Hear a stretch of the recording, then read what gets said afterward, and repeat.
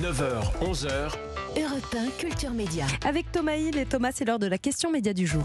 Qui veut gagner des millions? Affaire conclue, question pour un champion. Les enfants de la télé, tout le monde veut prendre sa place ou encore donc la grande librairie. Voilà quelques programmes qui ont changé de présentateur au cours de leur histoire. Alors quelle incidence ça a pu avoir sur l'audience? Est-ce que le concept est plus fort que celui qui l'incarne? On va répondre à cette question ce matin avec Fabien Randan. Bonjour. Bonjour Thomas. Vous êtes journaliste à 20 minutes et François Bunel qui est resté avec nous et qui a donc passé la main de son émission à Augustin Trapenard. Alors d'abord, Fabien Randan, l'un des derniers exemples en date, c'est le changement de présentation à la tête des enfants de la télé avec Laurence Boccolini qui a succédé à Laurent Ruquier le dimanche en fin d'après-midi. Comment ça se passe pour l'instant, cette transition ? Ça s'est d'abord très bien passé pour Laurence Boccolini, dont la première a été scrutée. Il y a eu un effet de curiosité, c'était le 22 octobre. Et puis ça s'est un petit peu tassé au fil des semaines. Là, ça fait un mois et demi, littéralement, qu'elle a repris. Là, ouais. Voilà, on a un peu de recul.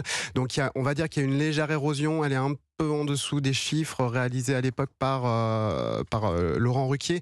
Mais le programme se maintient quand même, puisque là, le concept, il est là, c'est des images d'archives, c'est des souvenirs personnels des invités, donc voilà, il faut qu'il y ait bien sûr le capital sympathique qui perdure, mais ça va être aussi beaucoup qui sont les invités et quelles sont les images diffusées qui va jouer. C'est aussi d'ailleurs Laurence Boccolini qui avait succédé à Nagui dans le jeu Tout le monde veut prendre sa place. Elle sera restée qu'1 an et c'est Jarry qui a pris la suite depuis cet été. Est-ce que le jeu a souffert de ces changements d'incarnant ou pas vraiment? Alors non, le jeu n'a pas souffert, ça a été plutôt un pari gagnant pour Tout le monde veut prendre sa place, et ce qui est amusant, on va dire, de constater, c'est que Jarry a mis sa patte dans l'émission. Ouais, il a ouvert l'émission notamment aux enfants. C'est quelque chose qu'il veut poursuivre. Il fait davantage de happening, un peu moins de questions peut-être aussi.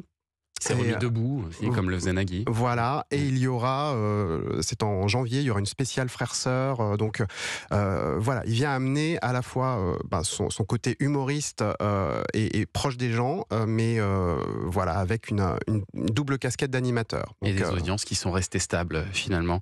Vous, François Bunel, quand vous avez fait le choix de quitter la présentation de la grande librairie, est-ce que vous, en tant que producteur, parce que vous restez producteur de cette émission, est-ce que vous avez pu choisir l'incarnant qui allait vous succéder? Oui, on l'a choisi de concert d'ailleurs avec Delphine Ernotte-Quincy et Stéphane Sidbon-Gomez, parce que c'est vrai que c'est à eux que je me suis adressé au moment où j'ai décidé de partir. Ça s'est fait très très vite, ça s'est fait au mois de juin, il y a 1 an et demi, et il se trouve que moi... Vous en aviez marre? Pas du tout, mais vous savez, la vie est faite aussi de rencontres, et la littérature, la lecture vous apprend un truc absolument fondamental. Quand vous avez la chance de rencontrer quelqu'un qui vous dit « Tiens, je crois en toi, on va faire quelque chose ensemble », ne passez pas à côté.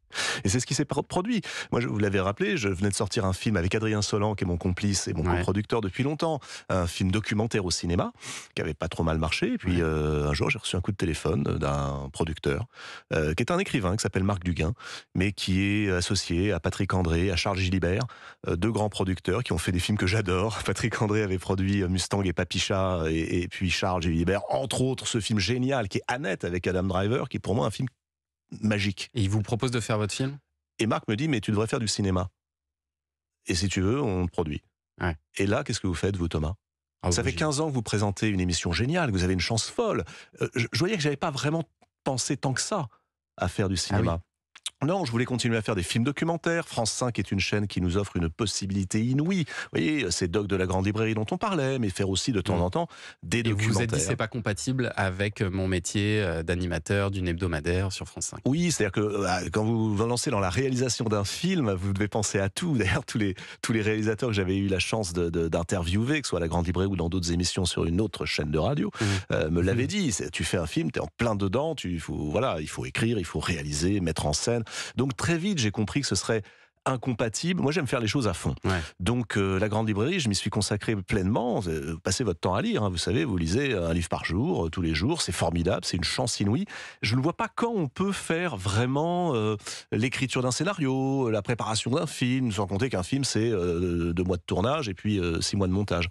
Donc voilà, et très vite, j'ai pris cette décision, en accord avec la direction de France Télévisions, et puis on s'est dit, qui peut me remplacer? Il y a des gens, et notamment Augustin Trapenard, parce qu'il faut quelqu'un de légitime. Moi, je crois que c'est ça. Il faut quelqu'un de passionné, de légitime. Et Augustin est quelqu'un qui vit dans les livres depuis toujours. On se connaissait un petit peu.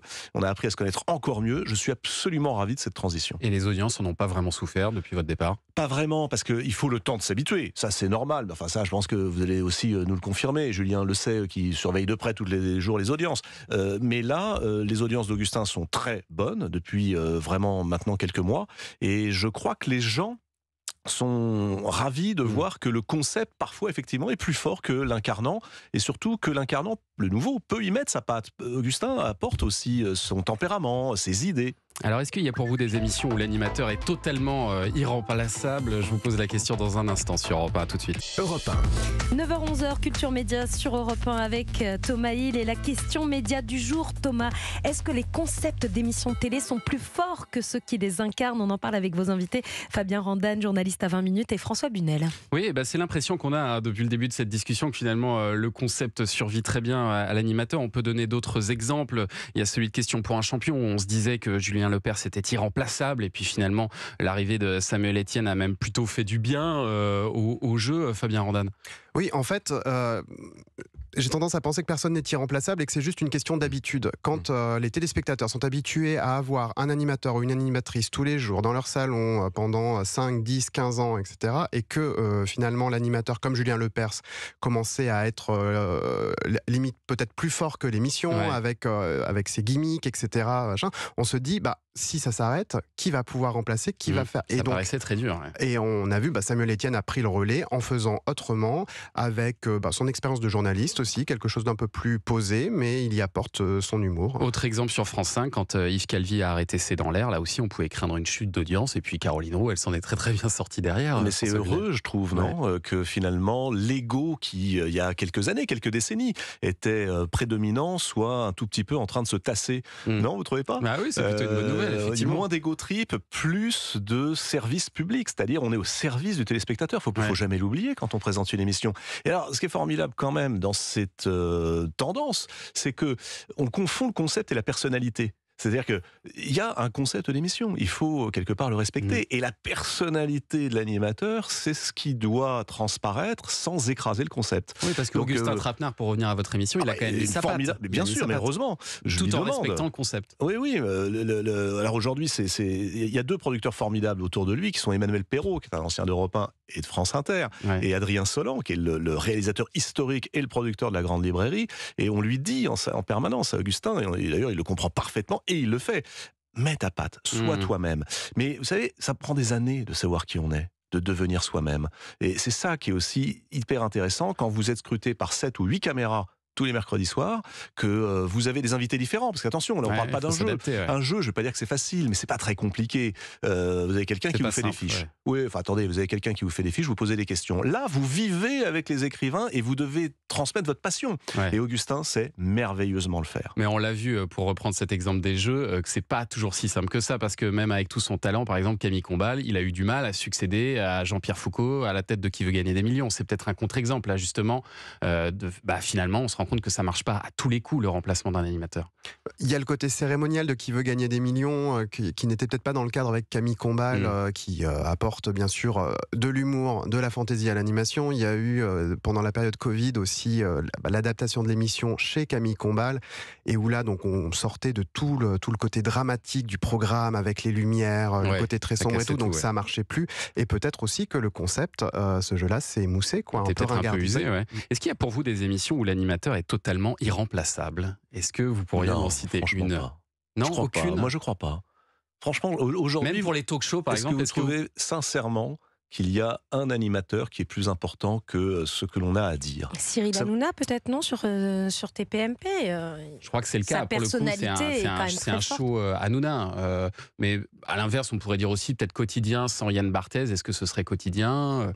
Après, il y a le contre-exemple de C'est à vous, où finalement. Les animatrices ont changé. Les audiences ont progressé. Moi, je me souviens très très bien, parce qu'on a eu ce bonheur-là de travailler ensemble avec Alessandra Sublet, avec toutes ses équipes. Quand Alex est parti, tout le monde a dit, mais non, c'est impossible, c'est fini demain. Ouais. Anne-Sophie Lapix est arrivée et ça a très très bien marché. Et quand Anne-Sophie est partie faire le JT de France 2, tout le monde a dit, mais non, mais on peut pas remplacer Anne-Sophie après.